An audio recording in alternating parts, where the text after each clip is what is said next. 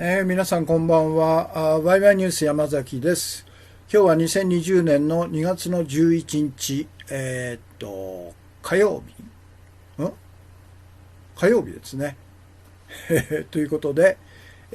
時間がまたしても大幅に遅れまして、日本時間の夜の10時41分ということで、1時間40分以上遅れました。申し訳ありません。今日のメインテーマですけど、このコメント欄にアップしましたように、国家の基本理念や基本原則を体系的にまとめた成文憲法が存在しない英国は、民主国家でも主権在民国家でもないと、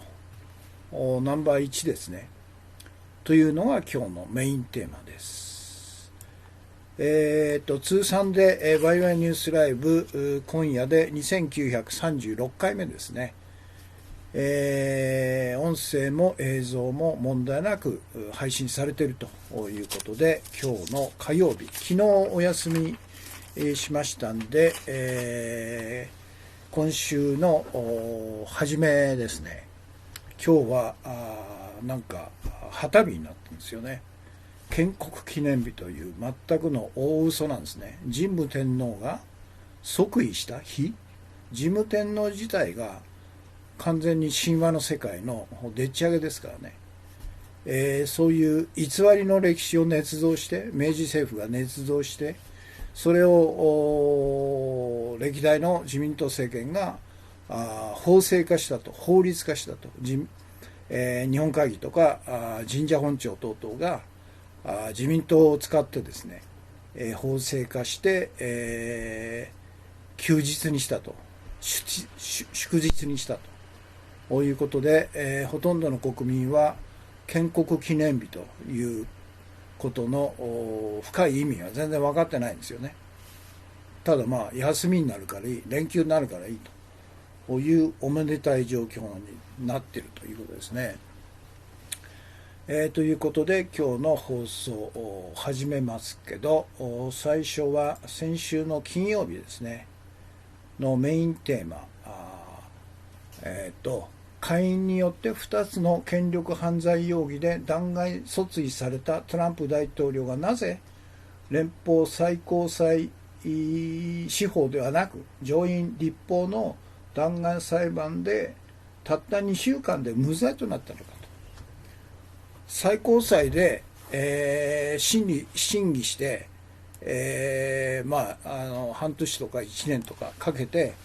十分審議すれば彼の2つの権力犯罪っていうのは有罪なんですよね。無罪ってことはありえないんですね。だからこれはもう完全に、やらせだということで、YouTube の表紙はこの無罪って書いてありますけど、完全に、やらせの無罪と、やらせ無罪ということですよね。それで今日のメインテーマがそのイギリスで、成文憲法がないっていうのは一体どういう意味になるのかということと関連あるんですけど、結局アメリカの合衆国独立した後に作った連邦憲法ですね、合衆国憲法の中に弾劾裁判に関してはイギリスの13世紀にできた弾劾裁判をモデルとして採用してるんですね。だから現在でもそうなんですけど、イギリスっていうのは最高裁は常に上院なんですよね。最高裁判事12名、全員が貴族院の議員を兼ねているということで、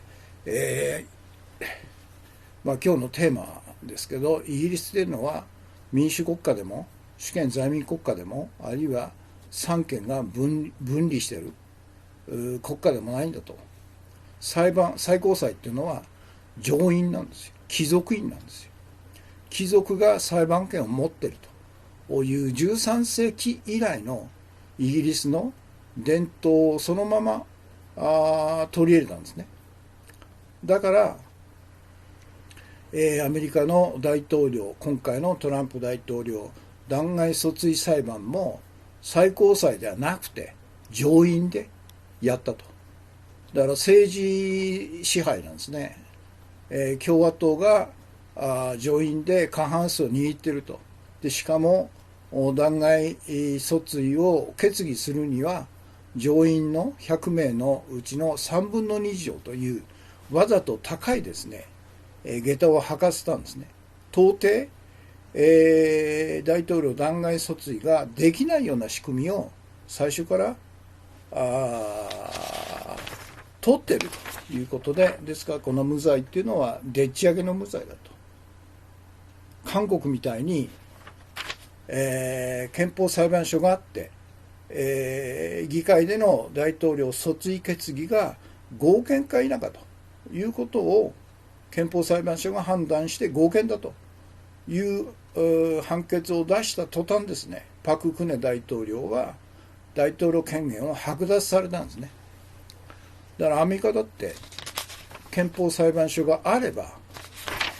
トランプは大統領権限剥奪されて、そして、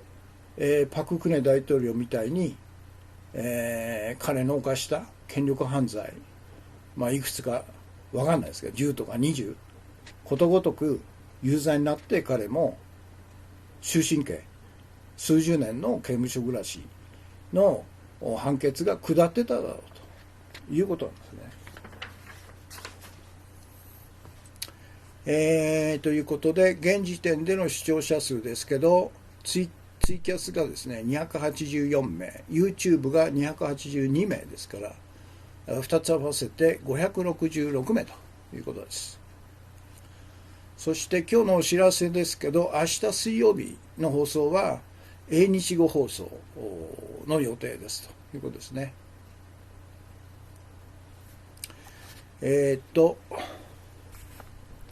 砂ずきんさん、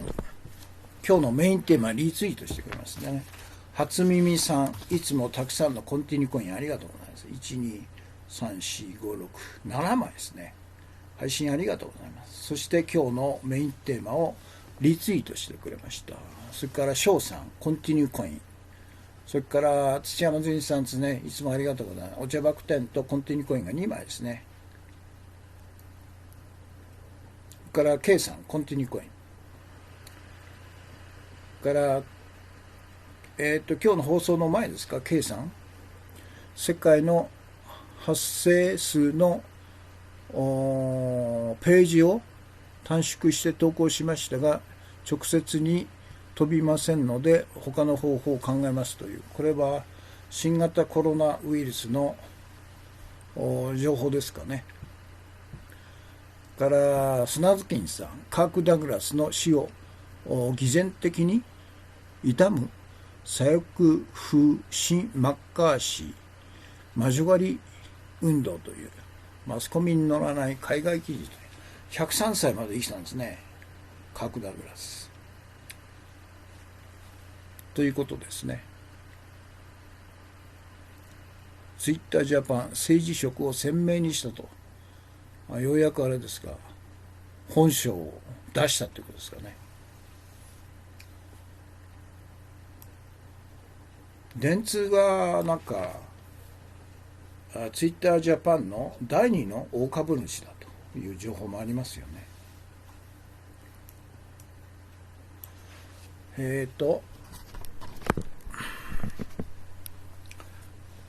日の画像ですね。今日の画像の最初は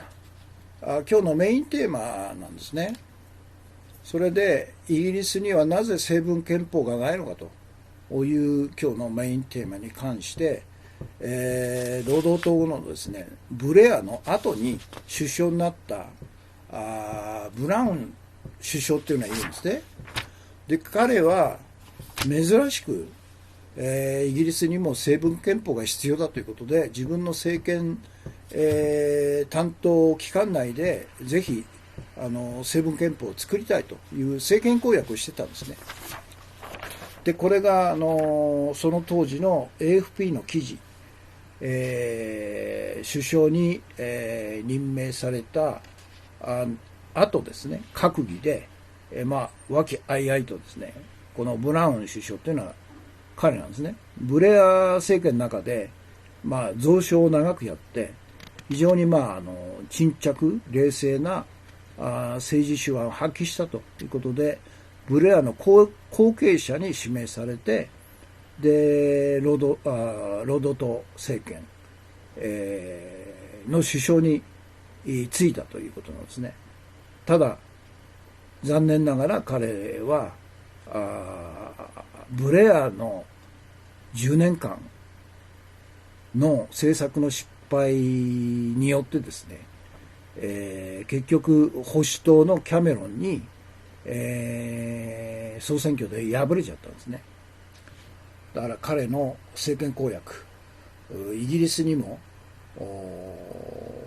成文憲法が必要なんだと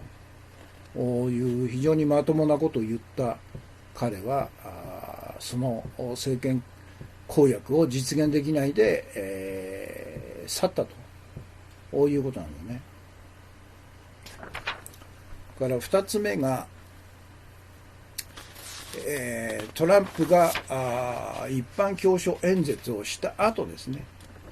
この原稿を破り捨てたという民主党のナンシー・ペロシ下院議長という、これは彼女の憤りですね。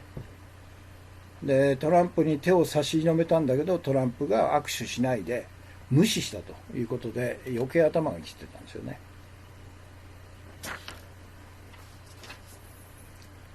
から3つ目の画像は、今日の注目情報の中で、日本の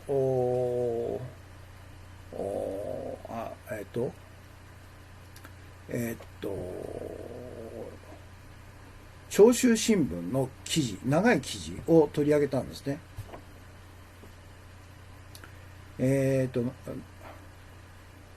これですね、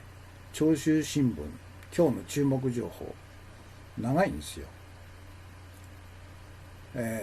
自衛隊中東派遣が示す新段階、米国の防波堤になる日本と駐留費や兵器に大盤振る舞いということで、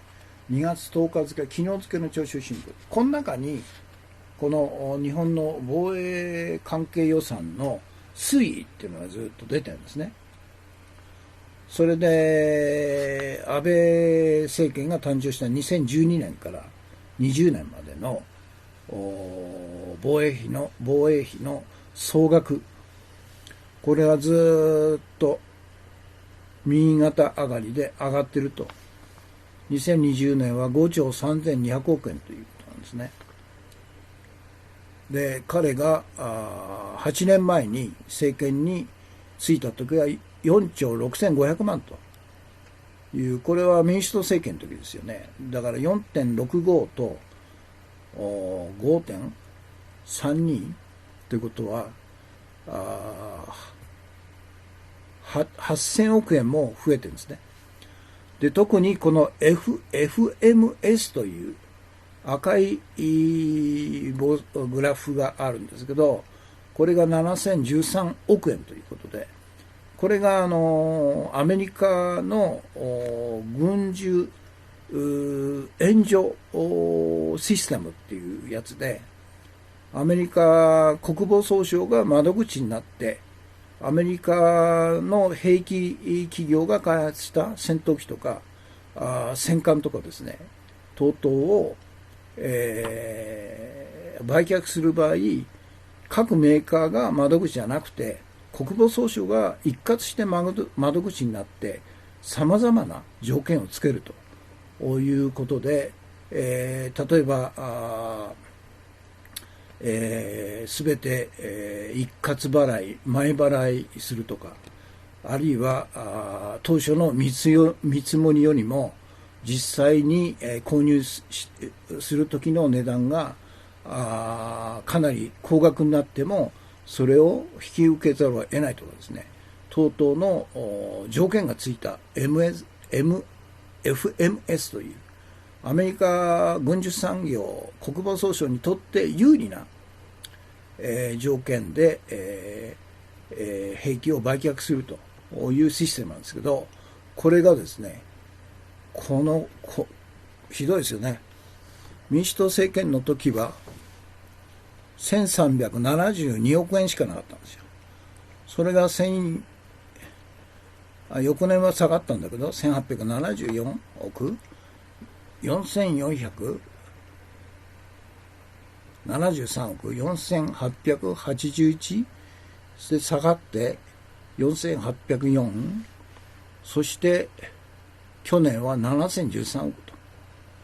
という米軍の言うなりになるというのがこのグラフで分かるわけですよね。で4枚目が韓国の市民運動隊がですね、オリンピック、東京オリンピックで、いわゆる放射能防御服を着たマラソンのボランティアが走ってると、こういうポスターでキャンペーンを貼ってるんですけど、それに対して IOC がクレームしたという産経新聞の記事を今日取り上げたんですけど、そこに載ってたポスターですね。これ放射能汚染に対する防護服とともに、コロナウイルスに対する防護服にもなりますよね、これね。ということです。砂月さん、コンティニューコイン2枚ですね。それからいつものように砂月さんから初めて、ご覧の方へということで、山崎氏のキャスは一言一行コメントが集団嵐行為があってから禁止と、このキャスの目的は情報の拡散共有、ご賛同ならツイッター連携で拡散共有お願いしますということですね。はい、ありがとうございます。ということで今までのところをアップします。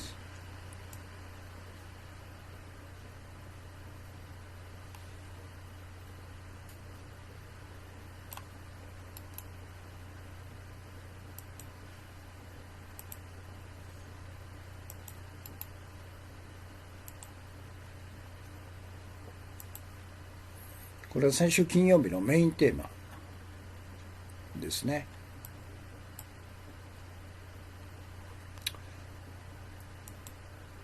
なぜ最高裁、司法ではなくて上院で弾劾裁判が行われる、茶番じゃないかということですよね。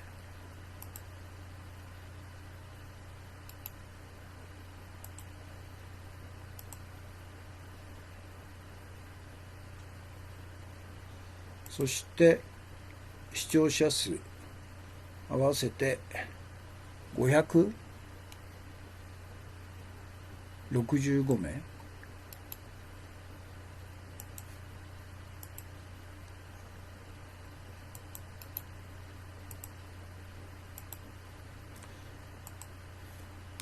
そして明日の放送は英日語放送ですと、水曜日ですよね。そして今日の画像で最初がもう2007年だから13年前ですね。ブラウン労働党首相がですね、政権公約として英国にも成文憲法が必要だという至極まともなことを政権公約で、唱えたんですけど、結局はキャメロン政権、キャメロン保守党に負けて、この政権公約は実現できなかったという、残念なんですね。だからコービンなんかもう言えばいいんですよね。なんでコービンはこういうことを言わないのかと。労働党内の左派であれば、イギリスに成文憲法がないのはおかしいと。成文憲法を作るべきだと。それから裁判制度を上院貴族院から分離して完全に独立、三権分立すべきだと。なんでそういうことを言わないのかね。だから負けるんですよ。茶番の、弾劾裁判もない日本ということですね。そうですね。弾劾裁判制度もないんですよね。だから首相個人に対する不信任もないんですよね。内閣不信任しかないんですよ。内閣全体に対して不信任なんですけど、首相個人に対しては不信任決議っていうのはないんですよね。何なんだろうね。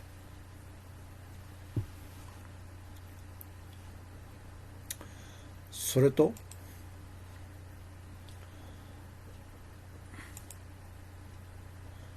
ペロシ議長が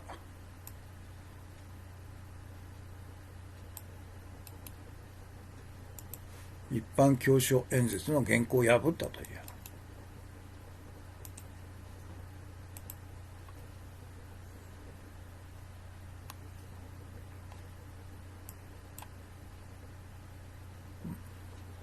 なんかこれツイッターの反映するのに時間かかりますね、これね。今日は何なんだろう。混んでんですかね、ツイッターが。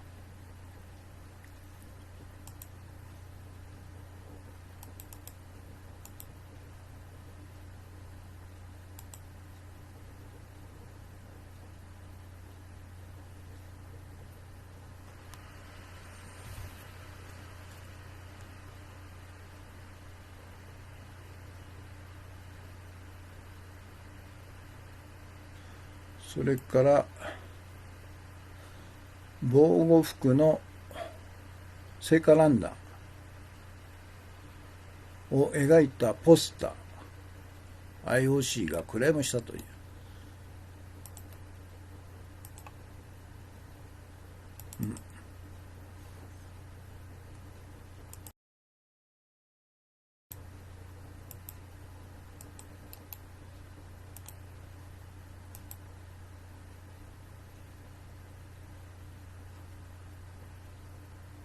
これですね。はい。今日の画像ですね。そして今日のこれ深掘り情報っていうコラムを前に作ったんですけど、イギリスの司法に関してですね。イギリスの司法は単一の司法府からなるものではないと。イングランドおよびウェールズ、北アイルランド、スコットランドはそれぞれ独立した司法システムを持つと。連合王国最高裁判所と。そうなんですよ。最高裁判所の上にですね、連合王国ってなってるんですね。女王陛下のための最高裁と。それから特別移民上訴委員会、雇用審判所、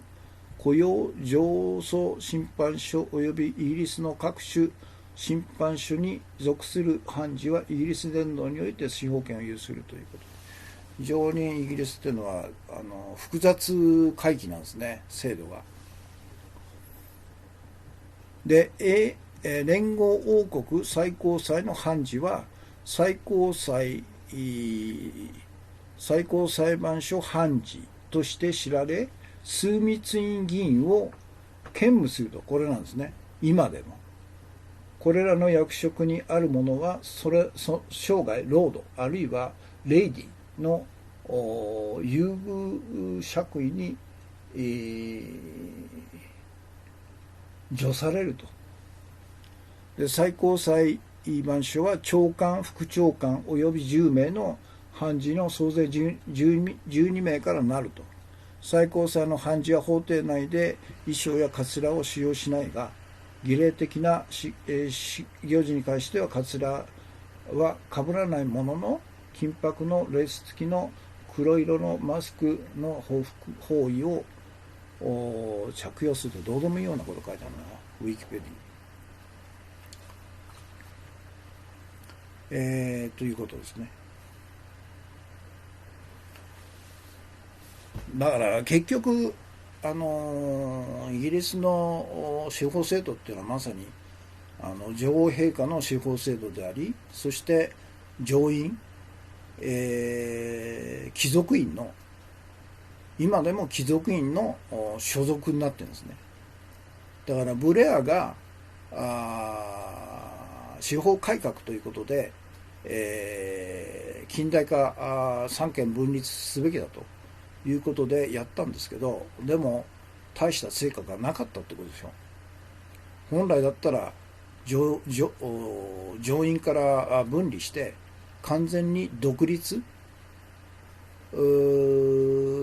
させるべきだったんですけど、中途半端なんですよね。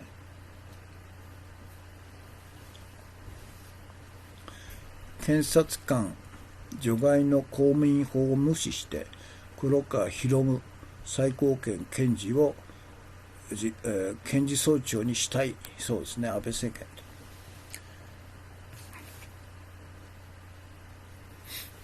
と。もう露骨ですよね、あいつのやることはね。ということです。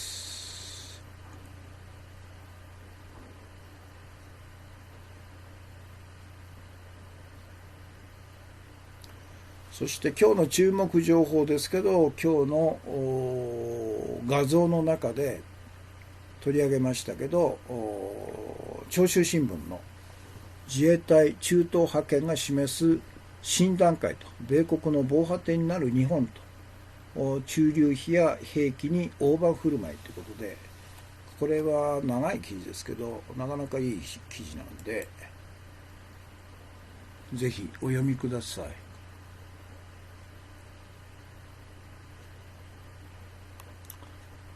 長州新聞って長いんですよね、記事が。非常にディテールがいっぱい詰まってる、大したもんですよ。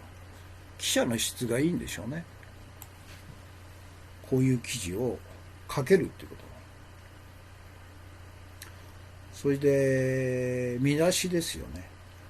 集団的自衛権を合法化と、それから住民、監視や弾圧立法もと、から日本列島を出撃拠点化と、思いやり予算は4倍にと、で思いやり予算合計1974億円ということですね。で、今日の一言ですね。で、ブラウン首相が言ったこと、より良い憲法が必要で、憲法上の改革について国民的な合意を得たいと。からそう言って政権公約として自分が政権を担当する期間内にぜひ、イギリスにも成文憲法を作りたいと言ったんですね。労働党ブレア首相の後首相を務めた労働党のゴードン・ブラウンはイギリスにも成文憲法が必要として、自政権下での制定を目指していたが叶わなかったということなんですね。残念ですけどね、イギリス国民にとっては唯一最大のチャンスだったんですね。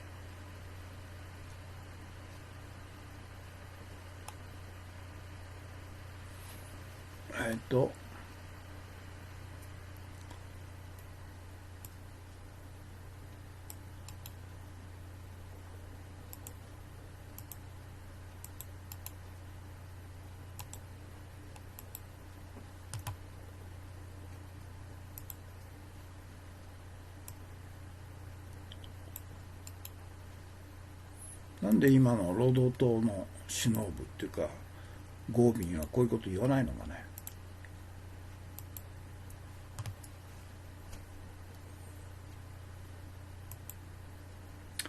そして、この間ずっと読んできました推奨本ですね。グレタたった一人のストライキということで、今日は第、27回目ですね。第27回目他の選択肢はないというところで1ページですね、読みますね。政治家や企業の CSR サステナビリティ責任者は気候や環境について皆同じように言うと、ガス排出量を削減すべきだ。そう、排出量は削減せねばならない。パリ協定の2度目標、約中産業革命以前と比較して気温上昇を2度未満に抑えることを実現するつもりなら、毎年10から 15% の間でと。問題はこれらの排出量には例外が一つあり、それが削減の足かせになっていることだと。世界金融危機の直後、こうした削減は必ずしも望ましいものではないという声が高まり、この例外が作られて以来、排出量は増え続けていると。2度という設定でも安定した気候を維持するには高すぎたにもかかわらずと。もちろん排出量が増加しているのは偶然ではなく意識的な選択の結果だと。それは私たちが目標を経済成長の増大から排出量の劇的削減に変更するまで続くだろうと。できるだけ早期に油田の9年を停止し、世界の研究チームがこれしかないと示唆する新しい現実に生活を移行させるまでと。エコで持続可能な経済成長も不可能ではないだろうが、排出量の削減以外に主要目標が設定できない現在では他のことを試している余裕はないはずだと。選択の余地はないという、そういうことなんですね。それで、明日、明後日ですね、妥協しないグレタというところです。はい。それで今日のメインテーマですね。今日のメインテーマ。国家の基本的理念や基本原則を体系的にまとめた成文憲法が存在しない英国は民主国家でも主権在民国家でもないと。ナンバー1。で、英国にあるのは議会決議や法律、裁判所の判例、国際条約、慣習等のうち国家の性格を想定するものを集めた法律の集合体イコール憲法的法規っていうんですね。Law of the Constitution であると。で、イギリス議会が特に基本的なものとしている成文法は以下の27万ですよ、これ。で、一番古いのがマグナカルタっていう、なんか学校で、勉強しましたね。1297年。から2番目が権利の請願、ペティション・オブ・ライト、1628年。から3番目がビル・オブ・ライツ、権利の昇天というんですね。1688年。から4番目、スコットランド議会で制定された権利の要求ということで、ずーっとあって、27なんですよ。27番目っていうのが2013年王位継承法っていうのがですね、こんなたくさんの膨大な量のマグナカルタから始まった憲法を構成する基本的な法律っていうのは、国民一人一人がこんなものいちいち当たってる暇ないですよね。これはもうまさに専門家の領域でしょ。ということは、成文憲法がないってことは、結局憲法が保障する、国民に保障する権利とか、憲法が政府に課している義務とか等々のことが何にも具体的に分かんない国民が出るわけですよね。で、一方膨大なこのような法律の集合体を専門にする弁護士、あるいは裁判官、あるいは政治家等々のいわゆる知的エリートが法律を独占するというふうになるわけですよね。それが支配階級の力になるわけでしょ。武器になるわけでしょ。だからとんでもない国なんですよ、イギリスっていうのは。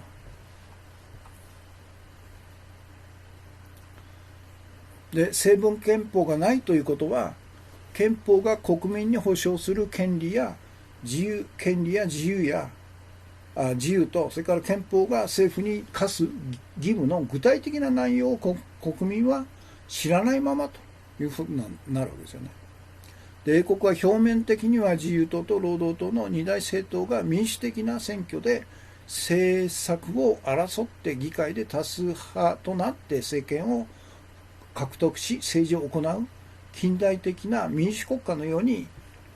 一見見えるんですね。しかし成文憲法がなく膨大な数の法律の集合体しかないという国の英国民は憲法が掲げる基本理念である民主主義とか主権在民とか人間の尊厳の尊重とか法の支配とか平和主義とか個人の自由と基本的人権などを具体的に知らされないまま選挙権だけ与えられて二大政党のうちの一つを選べという仕掛けられた愚民にさせられちゃってるんですね。ひどいもんですよね。で、英国で成文憲法がないことで最大の利益を得ているのは誰かというと、1、英王室ですよね。2、貴族階級。で、3、ロシアで国際金融マフィアであり、彼らこそ英国民を 100% 支配する、王政金融支配階級だと。王室と貴族階級と金融マフィアがコンビネーションを組んでるというイギリスの支配階級の実態はここにあるんでしょうね。で、今から13年前、ブレア労働党首相の後に首相に就任したブラウン首相は憲法成文化を目指したが実現できなかったと。なぜかと。なぜならば前任のブレア首相が10年間の長期政権をしたんですね。それで最大の失敗っていうのは議会の承認なしでブッシュが始めたアフガニスタン、イラクへの侵略戦争に英軍を議会の承認なしで勝手に参戦させたということで、ブレア政権の末期っていうのはもうヨレヨレだったんですよね。で、そういう政権の後を継いだブラウン政権というのはキャメロンという若い保守党の党首に負けちゃったわけですよね。だから政権公約ができなかったと。こういうことですね。で、関連記事としてブラウン首相政策の刷新を、提案と憲法の成文化もということで、これが2007年の7月4日の AFP 日本語版にちゃんと出てるんですね。13年前ですよ。ということです。ツイッターの露骨なすり寄りは電通の差し金なら電通に送り込まれた櫻井翔の親父パパが関与と。そうでしょうね。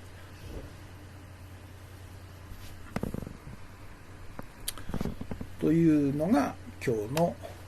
メインテーマです。だからイギリスっていうのは、日本のいわゆる議員内閣制のモデルにもなっていると、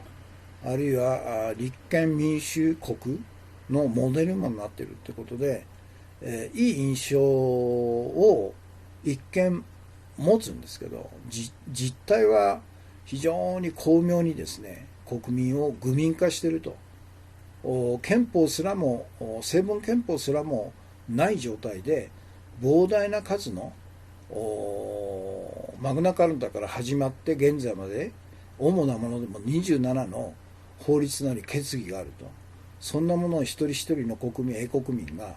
精通することはありえないですよね。そうじゃなくて、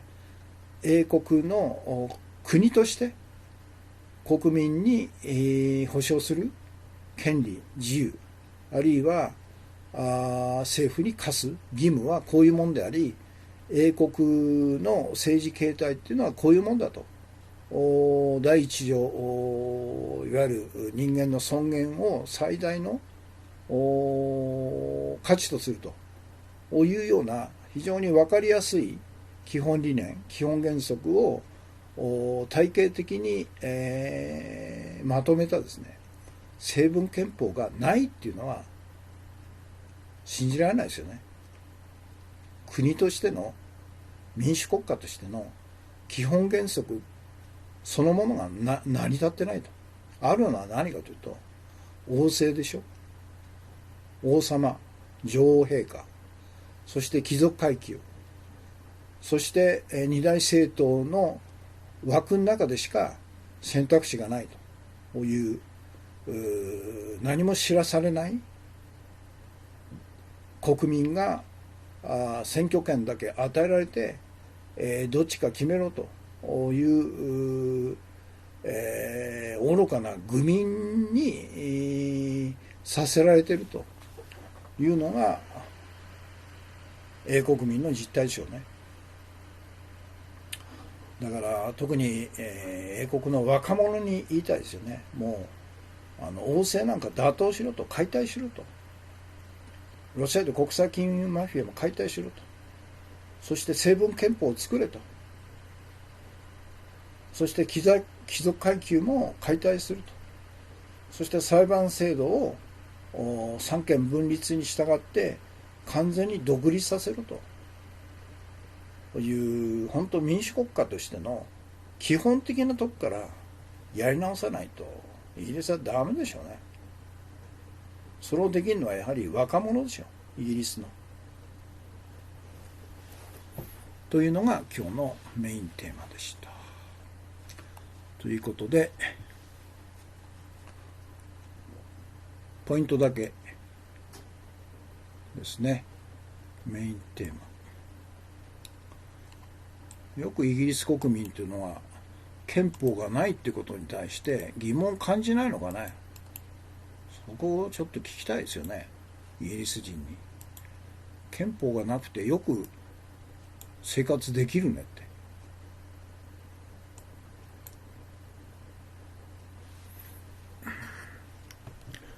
今日の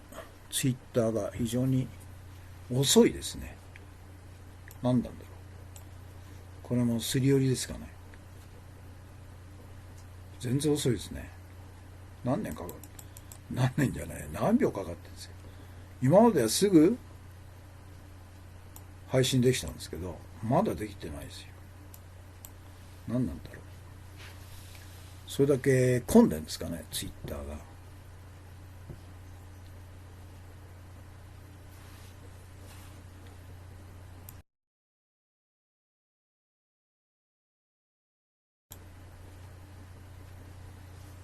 ようやく。これはあれだ、砂月さんのやつ。イギリスは連合国だから今までできなかったのかもしれない。スコットランド独立もあり得ると。そうですね。だからもう解体した方がいいんですよ。最後はイングランドとウェールズが残ると。あとは全部独立して、スコットランドも独立して EU に加盟すると。から北アイルランドもアイルランドと一緒になるということでいいんじゃないですかね。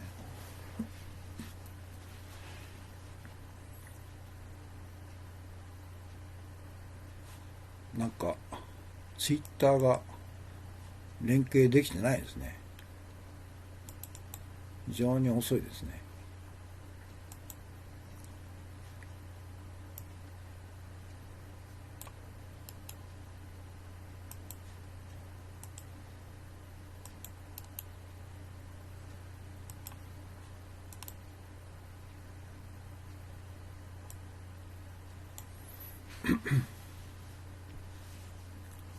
英国にあるのは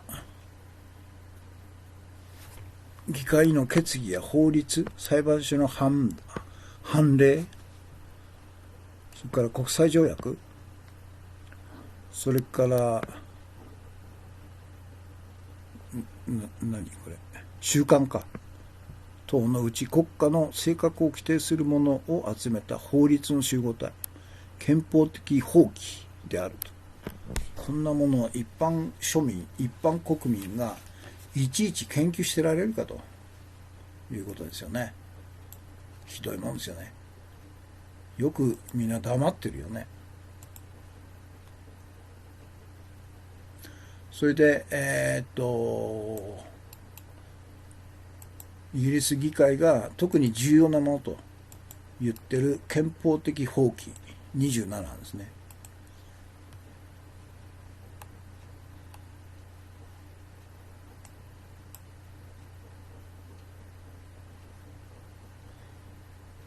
これちょっと全部は書けないんですけど、有名なマグナカルタ、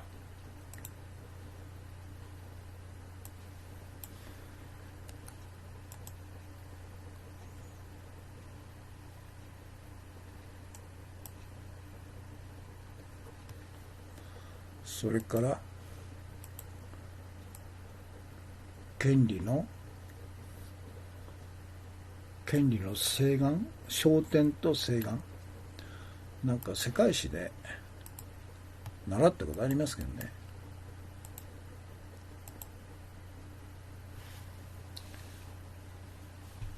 こういうのが27なんですね。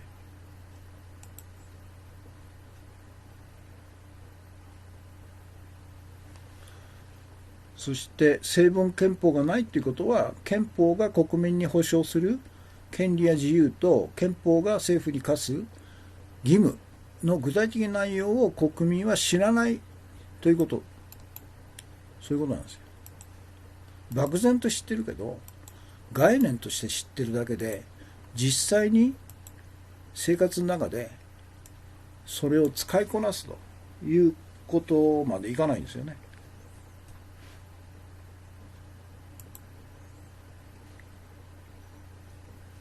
英国は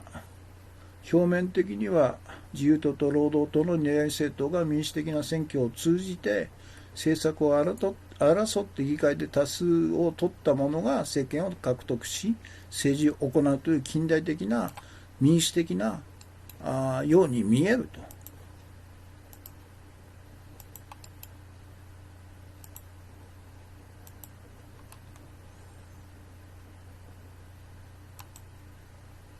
しかし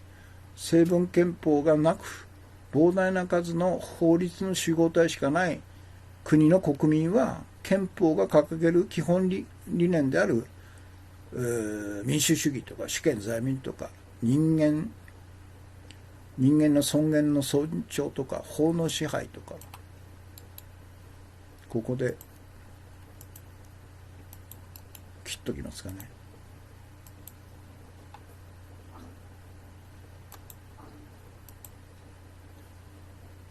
あるいは平和主義とか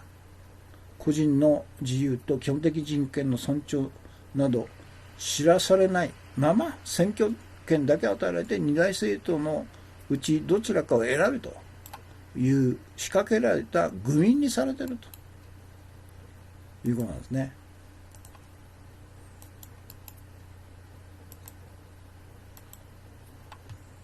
仕掛けられた愚民なんですよ。で、英国で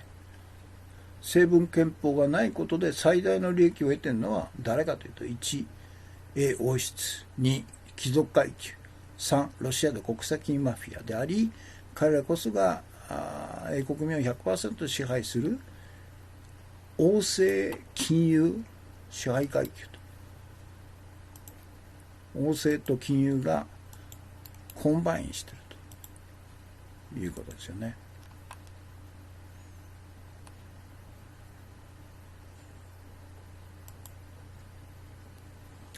で、今から13年前、ブレア労働党政権の後に首相に就任したブラウン首相は憲法成文化を目指したが実現できなかったと。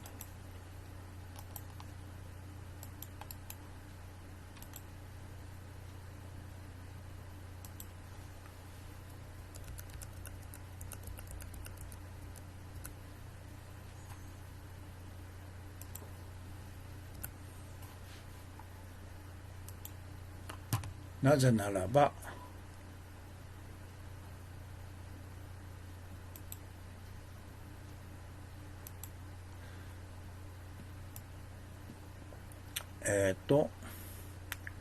前任のブレア首相が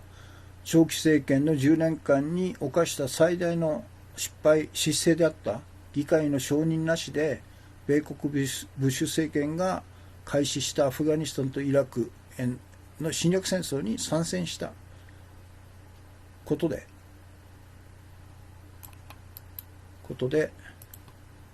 キャメロン保守党に負けちゃったんですね。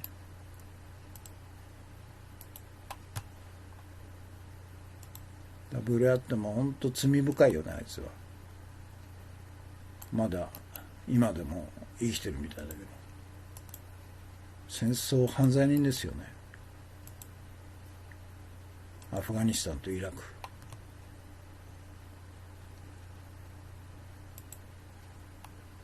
そして憲法成文化を目指すという記事ですね、これ AFP。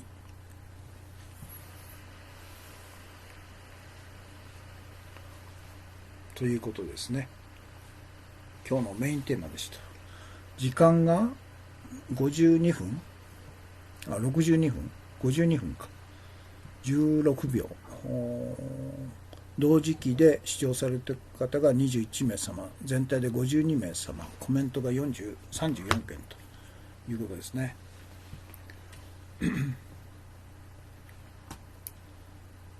ということで、やはりイギリスっていうのは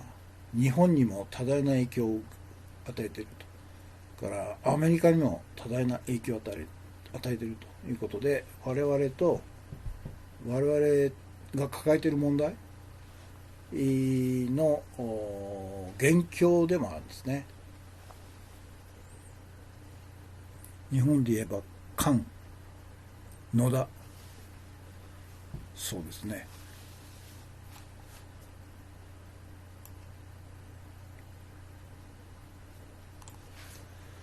今日の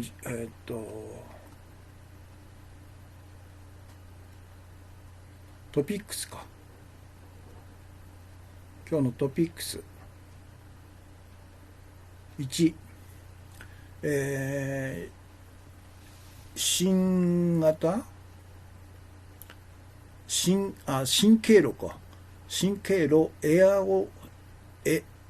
ロゾル感染の恐怖と空中浮遊でパンデミックもという日韓現代だから、空気伝染すると、アエロゾル伝染するという新しい段階に来たということなんですね。だからマスクは役に立たないというか、バカなことを WHO のなんとか局長っていうのが言ってるけど、何なんだろうね、あいつらね。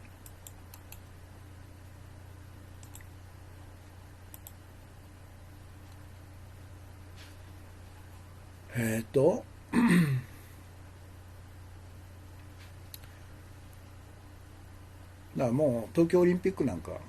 できっこないですよ、ここまでひどくなったら。 IOC があるでしょ、途中で判断するでしょ。 JOC はあくまでもやるって言い張って、最後まで言い張ってるけど IOC が判断するでしょうね。これはもうできないと。から4月に江沢民が来るってもうダメでしょうね。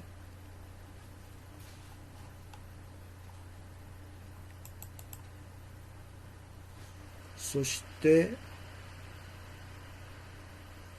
2つ目、米で、これアメリカの季節、季節インフルエンザ、死者1万2000人ですって。これはほとんど報道しないんですね、これね。1900万人が感染して、すでに1万2000人が死んでるというインフルエンザですよ、アメリカ。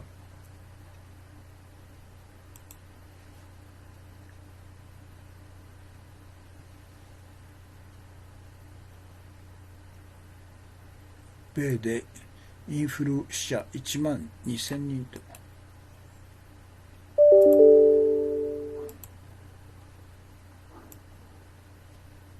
外務省が、海外安全情報として流したって言うんですね。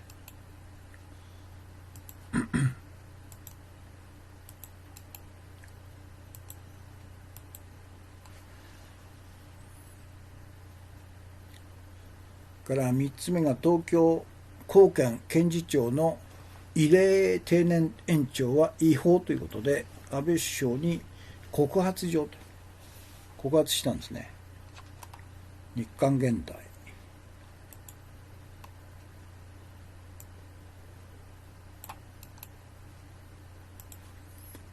で、訴訟代理人が生田弁護士なんですね。東京に来られたんですね。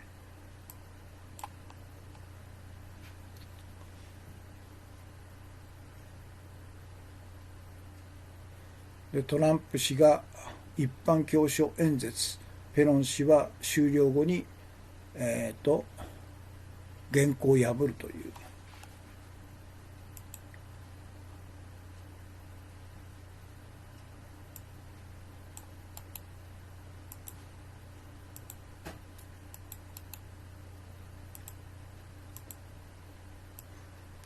だからペロシもこの裁判自体がインチキだと、最高裁で1年2年かけて、全ての証人証言を集めて、法的完全に憲法違反してるかどうかっていう司法的な判断をしろと。政治勢力で共和党が多数を占めてるから無罪になるってことはありえないっていうふうに言えばいいんですよね。制度自体がおかしいと。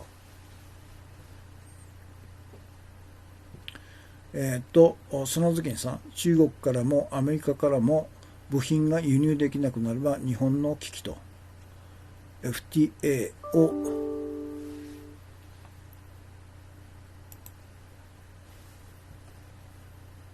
考え時ということですかね。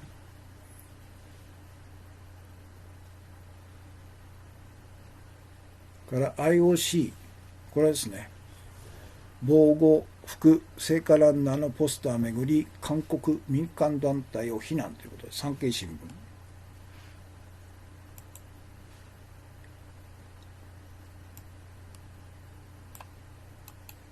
聞2月10日付。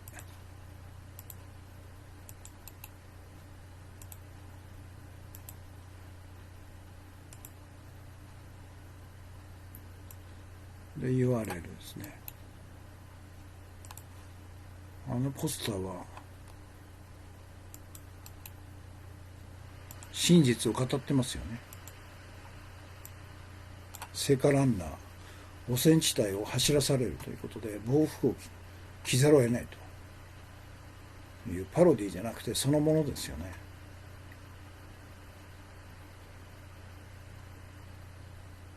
そしてこれか、泉首相補佐官と大坪審議官の海外出張4回ともコネクティングルーム外務省を認めると。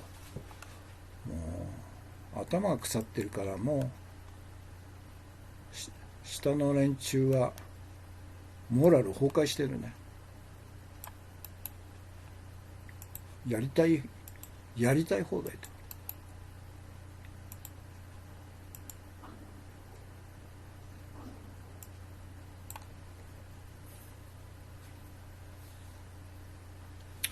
そして今日の重要情報ですね。建国記念日の日に入れ込む安倍首相が愛国心強制メッセージ元になった紀元節は政治利用目的で作られた偽りの伝統ということで、でっち上げなんですね、これね。神武天皇なんて存在しない神武天皇が即位したのが紀元節だと、でっち上げだと。だから日本のマスコミ一切言わないんだよね、このことをね。何なんだろうね。タブーだからですか。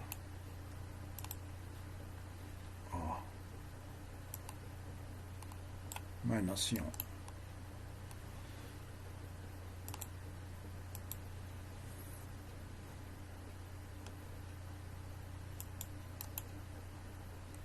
これが URL です。リテラス。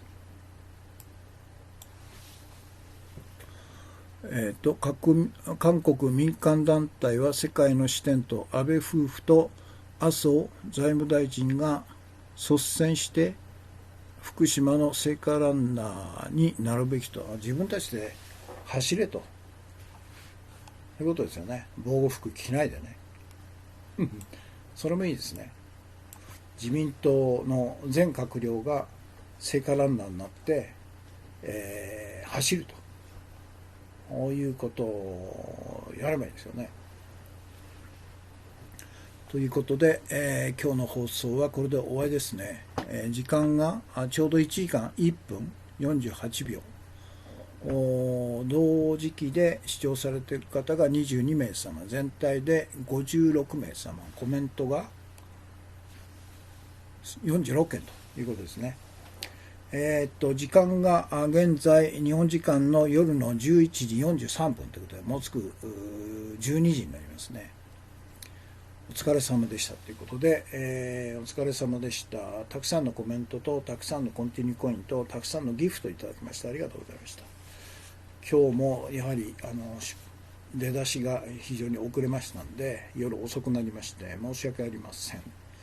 明日は英日語放送ですので、早めに、スタートできると思いますので、よろしければまたご利用してくださいということで、お疲れ様でした。今日火曜日の放送はこれで終わりです。お疲れ様でした。終わります。